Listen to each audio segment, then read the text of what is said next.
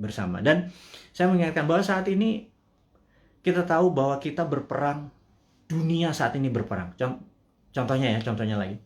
Bisa dibayangkan bahwa di dunia yang Perang Dunia Pertama, yaitu tahun 1914 sampai 1918, 4 tahun. Itu Perang Dunia 1. Kemudian Perang Dunia Kedua 40 sampai 45, 5 tahun. Dan kita tahu 2016 waktu Trump menyatakan menjadi presiden, 2017 Trump declare war ke Tiongkok. Tapi bukan world war, bukan perang dunia, tetapi adalah economic warfare dengan salah satu strateginya menggunakan trade war, perang dagang. Itu terjadi, dan begitu itu terjadi maka di tahun 2017, sahabat semua ingat, kita mengingatkan dengan waktu itu belum pakai YouTube. Di 2019 kita mengingatkan bahwa everything start with the economic warfare, diakhiri dengan military war, gitu ya. Dan di tahun 2020 untuk menjatuhkan Trump, globalis dan Demokrat Amerika menggunakan tool yang namanya biological warfare, yang namanya COVID, untuk menyerang Amerika. Dan pada saat itu yang disarankan oleh mereka menggunakan masker. Tapi Trump punya analisa sendiri bahwa kalau peristiwa dari Spanish flu itu ada 3 gelombang. Jadi gelombang pertama tertinggi, kedua agak rendah, ketiga terendah. Tapi virus pertama tuh paling lemah, kemudian agak kuat, terakhir yang paling kuat gitu ya. Nah, jadi pada saat terlemah ini semua orang terpapar aja supaya tingkat herd immunity-nya tercapai. Dan yang terjadi oleh Trump dilakukan adalah dibebasin aja, toh mereka punya operating sistem dari kesehatannya terbaik di dunia. Dan ternyata terbukti sekarang 49%, 49,1 di Amerika menggunakan herd immunity natural. Dan ini adalah, ya tapi sekali lagi Trump kalah dengan 4 negara bagian yang dalam tanda petik dicurangin katanya.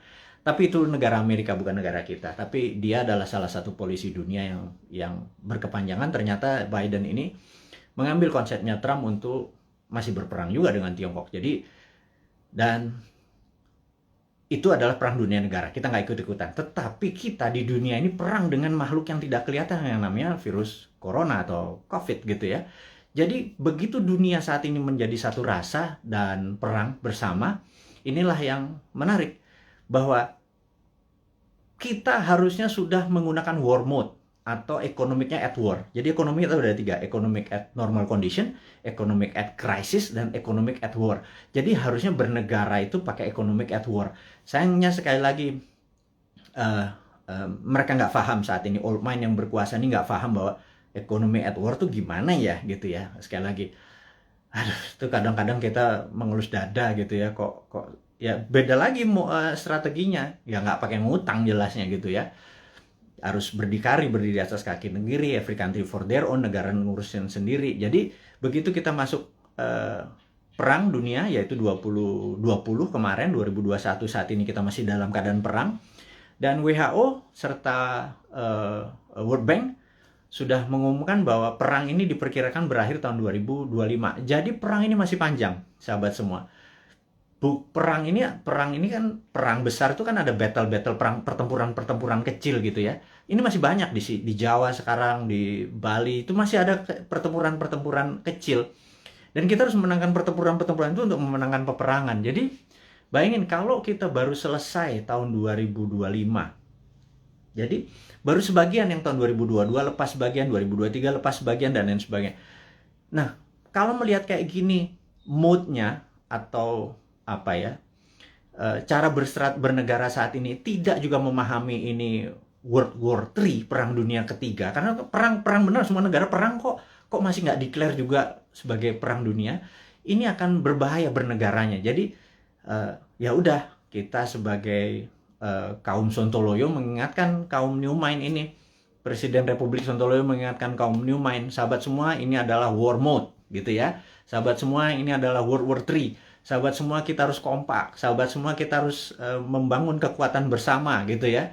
Sahabat semua, kita nggak usah bergantung pada negara lain. Kita bergantung pada kekuatan tanah air sendiri. Nah, gimana cara bergantung pada tanah air sendiri nih? Nah, ini informasi berikutnya mau diumumkan.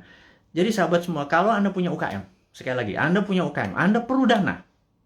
Saat ini di Santara ada sekitar 2 triliun dana dengan 280.000 investor receh ya.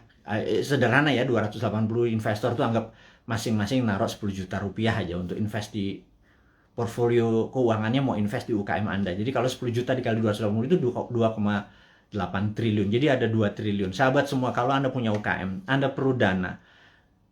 Anda lihat di IG, di wall IG, maka di situ udah ada informasi, kirimkan Anda punya, ada 7 persyaratan, Anda perlu uang berapa, apa yang Anda butuhkan, bisnis Anda seperti apa, dan lain sebagainya, dan kita akan review di 280.000. Dan bagi Anda yang saat ini bingung mau ngapain, bisnis baru kan susah, tapi kalau Anda punya uang, Anda join sebagai investor untuk membantu UKM. Jadi Santara adalah penghulu untuk menghubungkan si cowoknya adalah si investor, si ceweknya adalah si UKM. Dan saat ini Santara adalah perusahaan terbesar dan nomor 1 leading di perusahaan urun dana, ECF, Equity Crowdfunding, dan ini adalah kontribusi dan itu adalah kontribusi dari komunitas kita New Mind ini untuk membangun ekonomi Indonesia. Itu base-nya MMT. MMT kita kan pro pada UKM, pro pada bottom of pyramid. Jadi bukan yang piramid di atas, kita pro pada bottom of pyramid. Ini membuktikan bahwa kita bukan cuma konsep doang. Beginilah cara kita bergandengan tangan. Jadi tadi ya, nomor 1 kita re-upload, kemudian re-share apa yang kita punya informasi. Kedua adalah yuk gandengan tangan untuk membangun UKM. Karena UKM ini yang kuat terhadap masalah krisis ekonomi. Inilah yang membuat Indonesia nanti take off di 2045 adalah kekuatan UKM yang 40-50 juta itu. Tapi UKM itu mungkin kita bagi 3, ada kecil, mikro, kecil, dan menengah. Saat ini mungkin kita yang menengah dulu ya, ngapunten.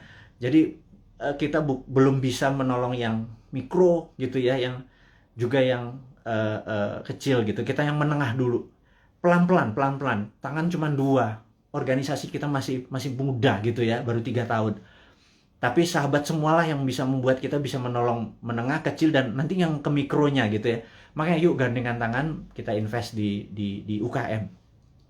Kemudian ada lagi yang kami mau umumkan sekali lagi, teman-teman, bagi mereka yang saat ini ada kondisinya kita tahu nggak stabil ke depannya, tidak ada yang terbaik daripada uang Anda ditaruh di gold atau di emas gitu ya. Jadi daripada, dan emas itu kalau pakai fisik kan bisa bermasalah. Sebentar lagi Dinaran akan menerbitkan ATM gold. Jadi Anda bisa buka rekening, beli emasnya. Anda bisa ambil kapan saja karena ATM gold ini kita akan ada di kantor kita, kemudian akan ada di semua mall di Jakarta dulu, dan habis itu nanti ada di semua lokasi. Kita ingin lakukan itu segera. Jadi ini semua adalah untuk bakti kita, gimana caranya kita bergandengan tangan ke depan untuk menjadi negara yang powerful. Sahabat semua, sekali lagi saya mau mereview apa yang kita dapat hari ini adalah negara dalam keadaan perang, dunia dalam keadaan perang. Saya sarankan Anda untuk melakukan hal yang sangat penting yang namanya survival mode. Anda harus survive, Anda harus sehat, Anda harus semangat, Anda terus bersatu, Anda terus berjuang mengalahkan masalah ekonomi, masalah kesehatan. Kita bergandengan tangan, kurangi gerak. Jadi pada saat Anda ada masalah dengan keuangan, yuk kita bergandengan tangan dengan Santara. Yuk nabung di Dinaran. Dan jangan banyak gerak dulu. Sabar. Jadi kita momen ini adalah segalanya. Jadi survival mode. Jadi saat ini ikuti aturan pemerintah untuk PPKM, stay healthy. Teman-teman semua, di akhir informasi hari ini kita ucapkan sehat selalu, semangat selalu, bersatu selalu.